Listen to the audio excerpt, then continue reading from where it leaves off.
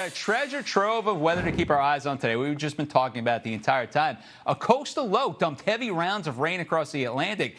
That was over the last couple of days. A lot of wind, a lot of rain with that. And in the tropics, we've seen some more development. We've got Gabrielle and a new area to watch behind that. So things are starting to pop up just a bit. Here to chat with us is our Wednesday edition every week, Mike Boylan from Mike's Weather Page. Mike, great to see you one more time again this afternoon. And we have things to talk about, unlike the peak hurricane season, which was last week, which there was bupkis. Right. Now we've got a non-tropical low, and we've got a tropical storm out there, too. Yeah, we've had that crazy little storm off the coast there in Carolina, right? I think they got more impacts maybe than Aaron. You know, it was a sneaky little one there, and you just never know this time of year, right? They can pop up pretty quick. No, you can see the video that we had, the drone. What do you think? Do you think this was softened up by Aaron's wave action, and then I think yesterday with the winds that were 60 miles per hour finally did that house right in? Yeah. You know, I guess they you know, they're older homes, and I always often wonder how they withstand all that salt water as it is, you know. But it was pretty powerful. You saw some of that coastal erosion. I'm sure they weren't expecting it. No, I don't think so either. And what about the name? We were looking at the radar picture yesterday, Mike, and if you didn't know any better and you saw the nice swirling natures and some rain bands that were moving in, you'd be like, something to watch right here. But it wasn't tropical. Yeah, I was one of those posting the radar image, you know. I'm like, man, this walks like a duck, talks like a duck, you know what they say. I'm like, you know, but it had bands. It had really good low-level spin. I know there's a lot of wind shear, but at least a little yellow X, you know. We should have gave it a little love, I think. Or some tropical low, right? We could have called it that, but I think it was too late in its cycle to do it. Yeah. And it was also it was a occluded front that was coming in there too. So I always like to say, when a storm has gone full frontal, it's no longer tropical, which is what we had.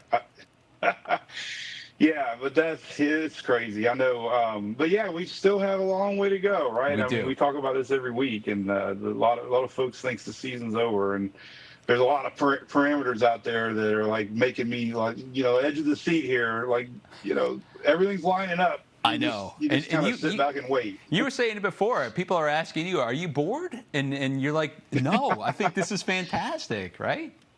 Yeah, and I understand it. I mean, it's because I like the storm chase and that, but I also like all weather, and you know, there's always going to be weather. That's what I tell folks. You know, we're always going to have something. It might just not be happening right now. Yeah, I think you're right. So let's talk about Gabrielle. We've been watching this thing. A similar weather pattern shaping up that we had with Aaron. Maybe it finds a Goldilocks zone. But again, the United States, what do you think about Bermuda? United States in the clear for the most part, but Bermuda, they're not quite out of it yet. Yeah, that's crazy how it seems like these seasons, sometimes they set a pattern early, and we're just following this track of these fronts that are just, you know, there's no Bermuda high. Right.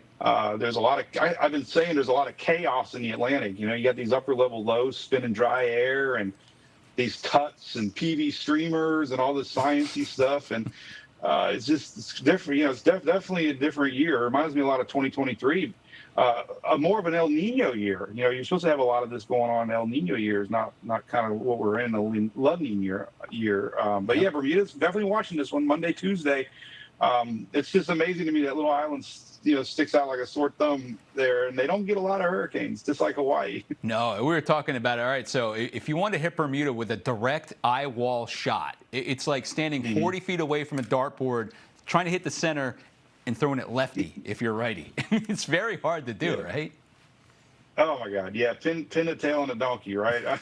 Blindfolded. You just never know. No. I tried to go last year. I don't know if you heard the story, but I had a flight to Bermuda. I was the last flight there last year, and I don't remember what storm it was, and we had mechanical problems. 30 minutes. I swear it was the Bermuda Triangle, and they had to go back to Charlotte, and I'm like, you got to be kidding me. I was so close. I was the last flight going in, and I had an Airbnb lined up, and I had somebody picking me up at the airport, and I was like, that dang Bermuda Triangle might be a real thing. Did you have insurance at least, right? The trip insurance? Oh, yeah. I had to fight for it. I mean, it was. I get it. But definitely glad I got it. I get it. Hey, listen, we got this new segment, too, I want to share with you because I love your stuff on YouTube. I love all your social stuff. We're going to call this the Best of Boylan. And we got some video coming in from I like Hurricane. You like that? Hurricane Delta back in 2020. You saw a huge power flash and some lines fall. Take me through that scenario, Mike. Yes, it was one of my first storm chases, and there you go. My goodness, we were parked right where this thing exploded. People on my live stream were telling me, "Get out! There's power lines," And I looked up. I'm like, "This probably isn't a very good spot." So we drove. Literally, it was like 2 minutes from when we moved from where we were parked, and this. Power line explosion substation, and the lines were live. They went down on the ground. They caught fire, and my buddy Phil was with me. We're like, "My God, we were just there. Like we would have been right there where those lines were across the power pumps there." So that was now I stay away from power lines. You don't think about stuff like that. It's frightening. So it was a close moment right there. Oh, if it was. Where was that? What town was that?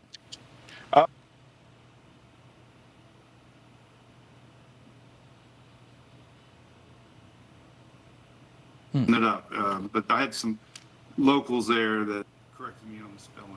Yeah, Mike, great stuff. We appreciate it. Losing the audio just a little bit right there, but listen, we know we've got Gabrielle out there. Wednesday, we'll talk to you again if you want to come back. I appreciate it next Wednesday.